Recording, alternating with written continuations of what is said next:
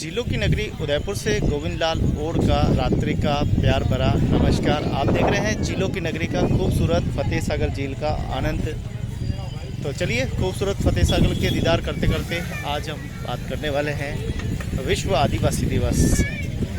पूरे देश में विश्व आदिवासी दिवस मनाया जाता है। हमारे सभी आदिवासी भाई जो कि आप देखें कि आदिकाल से जंगलों में रहते आए हैं, जो प्रकृति के पूजक हैं, जिन्होंने हमेशा अपनी प्रकृति के प्रति योगदान दिया है, आज वह अपने सांस्कृतिक कार्यक्रम, धार्मिक कार्यक्रम और कई सारे खेल मनोरंजन कार्यक्रम का आयोजन करते हैं।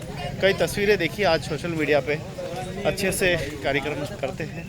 उनकी अपनी सांस्कृतिक विरासत है और कुछ समय बाद गौरी का सत्र आने वाला है। तो मेवाड़ की गौरी पूरे देश और दुनिया में अपनी छाप छोड़ रही है, तो गौरी का हम भी आनंद लेने वाले हैं।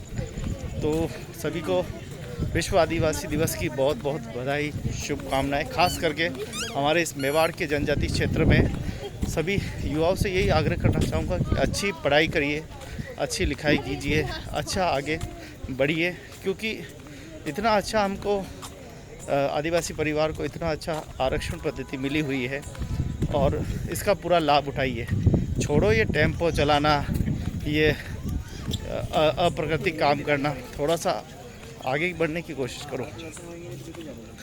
वास्तव में समाज का विकास तब होगा जब पढ़ लिख कर थोड़ा आगे बढ़ोगे। हालात सबके कमज़ोर थे, पहले वाले जो लोग थे उनके भी हालात कमज़ोर थे, लेकिन आज जैसे संसाधन हमारे पास है वैसे संसाधन उनके पास बिल्कुल नहीं थे। फिर भी वो लोग उस संघर्ष में वो पढ़े लिखे, आगे बढ़े और देश में आज देखो कि कोई बहुत बड़े बड़े उच्च पदों पर बैठे हुए हैं। संसद और विधानसभा में हम देखें कि आज आदिवासियों की समाज की बहुत बड़ी भागीदारी है। फिर भी हम लोगों को और पढ़ लिख कर ज़्यादा से ज़्यादा समाज उत्थान के लिए कार्य करना चाहिए। आज हम देखें कि समाज के लोग बहुत बड़ी संख्या में नशे की तरफ बढ़ते जा रहे हैं। अगर सोचो सारे लोग नशे की तरफ बढ़ेंगे, सारे लोग नशे करेंगे तो हमारी आत्मा जो ताकत है वो तो ख़त्म हो जाएगी, क्योंकि परमात्मा के द्वारा हमारा बनाया गया ये शरीर कोई वज्र का तो है नहीं, एक दिन मिटने वाला शरीर है। तो कोई फौज में जाएगा, कोई पुलिस में जाएगा, कोई डॉक्टर्स बनेगा। तो शारीरिक क्षमता भी हमारी मजबूत होनी चाहिए, फिटनेस भी मजबूत होनी चाहिए, तब जाके हम कुछ कर सकते हैं। मेरा सिर्फ इतना सा आग्रह है, क्योंकि मेरे को एक लंबा अनुभव है। मैंने देखा है कि 2012-2011 में जब मैं सेंट्रल जेल में मैं जब जाया करता था, वहाँ सबसे बड़ी आबादी आदिवासी परिवार की है। और आदिवासी परिवार में आप देखो कोई बड़ा क्राइम नहीं किया है, अपनी ही पत्नी को मार डाला, अपने ही भाई को मार डाला, ज़मीन और खेती के लिए झगड़े, यानी कोई इतना बड़ा क्राइम नहीं है जो अक्सर लोग करते हैं। इतना बड़ा क्राइम है ही नहीं, घर का क्राइम है सिर्फ। आप जानते हो ये ज़मीन जिसके लिए तो आप लड़ रहे हो, भाई भाई के दुश्मन बने हो, ये ज़मीन किसी की हुई नहीं है। आदिकाल में भी न पांडवों की हुई न भगवान रामचंद्र जी की हुई। ज़मीन तो हमेशा ये तो लीडरशिप बदलती रहती है। आज हम मालिक हैं, कल कोई और होगा। हम अपनी ज़मीन के लिए हम अपने खुद के भाई बंधु परिवार का अरमानों का खून कर देते हैं, उन्हें मौत के घाट उतार देते हैं। भाई भाई का छोटा छोटा झगड़ा आगे बढ़ता है।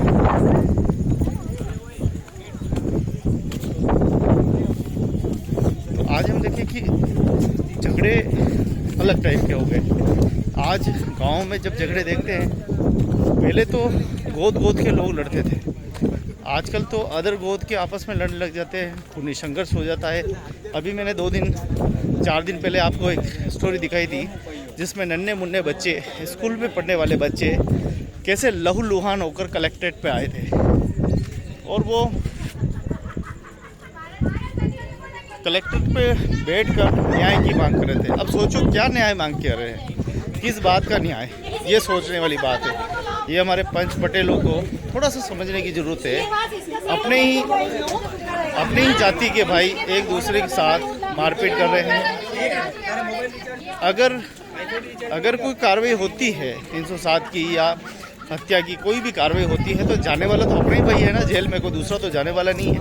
अब ये कहते हैं कि साहब जिसने गलती की वो भरेगा। हाँ मानता हूँ मैं, लेकिन संस्कार तो हमारे घर से जन्म लेते ना, संस्कार बाज़ार में तो नहीं मिलते।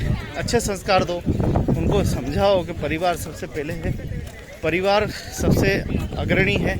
परिवार में जिस प्रकार से हम गवरी खेलते हैं, कितने भाई एक साथ, हज़ारों भाई एक साथ रहते हैं, ना कोई संघर्ष, ना कोई झगड़ा, ना कोई लड़ाई। लेकिन ऐसा क्या होता है कि जैसे ही गवरी का सत्र ख़त्म होता है और फिर ये संघर्ष शुरू हो जाता है, लड़ाई झगड़े, मार काट, अपने लोगों को परेशान करना, ये ठीक नहीं है। आज आदिवासी परिवार में जो जितने भी बड़े संबल नेता हैं, उनकी उनकी जिम्मेदारी है कि वो अपने समाज को सशक्त बनाने, उन्नत बनाने के लिए प्रेरित करें, अपने समाज को आगे ले जाने के लिए नए अवसर का तलाश करें, सरकार की खैरात पे न पल कर समाज का फंड भी जुटाए, जिससे कि बच्चों को तत्काल सहायता मिल सके। आज देखिए कि अब हर समाज में एक संघर्ष चल रहा है। प्रत्येक समाज आरक्षण की दौड़ में मैदान में कूदा हुआ है, चाहे वो घुमंतू समाज हो, बड़ी बड़ी रैलियां निकाल रहे हैं, चाहे वो ओबीसी समाज हो, अपने हक और अधिकार को लेकर रैलियां निकाल रहे हैं, चाहे स्वर्ण समाज हो, सड़कों पर है।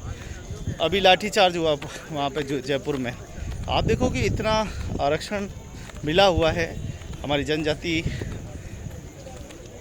तो कम से कम हमारे भाइयों को ये समझना चाहिए कि आज के समय हम कैसे अपने इस आरक्षण का लाभ उठा सकें, कैसे अच्छे पढ़ लिख कर एक अच्छे समझदार, एक अच्छे नागरिक बनकर, अच्छे नेता बनकर, एक अच्छे पंच सरपंच बनकर हम अपने क्षेत्र का विकास और अपने समाज का विकास कैसे कर सकें, ये करना चाहिए। लेकिन लंबे समय से देख रहा हूँ कि हमारे इस जनजाति क्षेत्र में कहीं न कहीं नेताओं की सही भागीदारी नहीं होना, लोगों को उकसाना, भड़काना, ये भी ठीक नहीं है। अच्छे विचार होने चाहिए। आप देखो कि हम छोटी छोटी बातों को ले लड़ रहे हैं, ज़मीन को लेकर लड़ते हैं, कभी छोटी छोटी मनरेगा जैसी योजनाओं के लिए लड़ पड़ते हैं, एक दूसरे की फजीती करते, एक दूसरे की इज्जत उछालते। इससे क्या हम संभल हो जाएंगे? नहीं हो सकते। हम अपने भाई की कटाई कर उसे नीचा दिखाकर हम कभी आगे नहीं बढ़ सकते। हमें आगे बढ़ना है तो संस्कारों के साथ बढ़ना होगा। हर समाज संस्कारित हो रहा है, हर समाज आगे बढ़ रहा है, लेकिन हम देखें कि आज विश्व आदिवासी दिवस से कम चिंतन तो करें हमारे आदिवासी भाई, हमारे उनके नेता चिंतन करें कि आने वाला भविष्य क्या होगा। जंगल कटते जा रहे हैं, बड़ी बड़ी बिल्डिंगें, इमारतें बनती जा रही है। अगर यही हाल रहा तो कहाँ रहेंगे?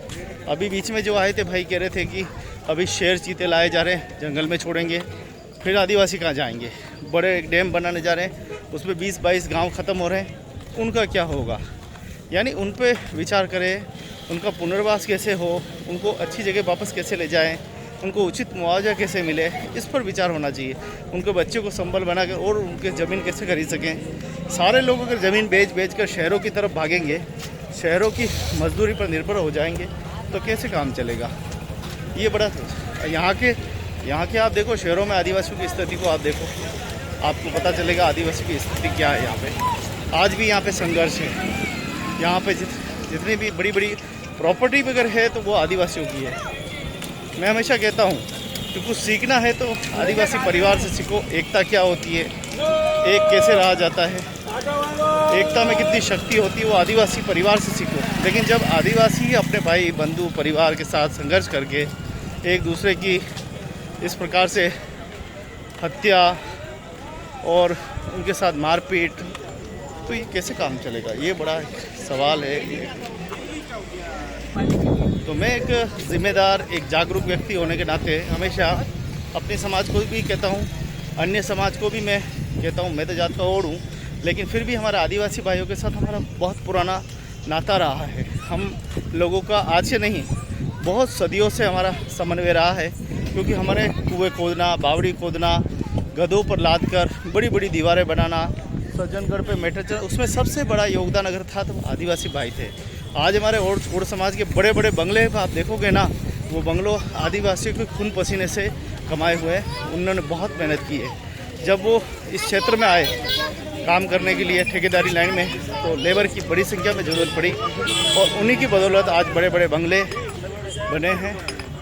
तो हम चाहते हैं कि इस जो पर्व है इसको बड़ा अच्छे से सेलिब्रेट करें, इसका महत्व को समझें और हम एक अच्छा राष्ट्र, एक सशक्त राष्ट्र, एक सशक्त समाज, उन्नत समाज बनाने के लिए पूरी कोशिश करते रहे हैं। ये कोशिश एक व्यक्ति नहीं, सबकी मिली जुली भागीदारी से होगा। हमारे जितने भी नेता हैं, चाहे वो कांग्रेस के हो, चाहे वो बीजेपी के हो, सब लोग मिलकर इसका प्रयास करें, बच्चों की मदद करें। नन्हे मुन्ने बच्चे जो आने वाला भविष्य है समाज का, उसको थोड़ी मदद करें, उसको छात्रवृत्ति, उसको कुछ ऐसे प्रावधान दें जिससे कि वह आगे बढ़ सके। आगे बढ़ने के उसको अवसर देंगे तो समाज निश्चित रूप से आगे बढ़ेगा और नाम रोशन करेगा। आज शहरों में बच्चे आते हैं, 8वीं 9वीं 10वीं छोड़ देते हैं, उसके बाद में कोई ऑटो चला रहा है, कोई ड्राइवर बन चुका है, कोई कहीं मजदूरी कर रहा है, कोई कमठाने पे काम कर रहा है। तो ये बीच में ही उसका भविष्य ख़त्म हो जाता है और वो जल्दी बुराई की चपेट में भी आ जाता है और बुराई में आकर इस शहर की हवा लगते ही वो नशेड़ी बन जाता है और फिर एक दिन अपना अस्तित्व खो बैठता है। अपने अस्तित्व को बचाना हम सब की जिम्मेदारी है। आइए सब इस विश्व आदिवासी दिवस पर संकल्प लें कि न तो नशा करेंगे और न नशा करने देंगे, नशे करने वालों को रोकेंगे। और नशा एक सामाजिक बुराई है, इसको ख़त्म करना होगा, तब हम आगे बढ़ सकते हैं। तो बहुत बहुत धन्यवाद आप सभी का। जय हिंद, जय भारत, जय जौहर, जय आदिवासी।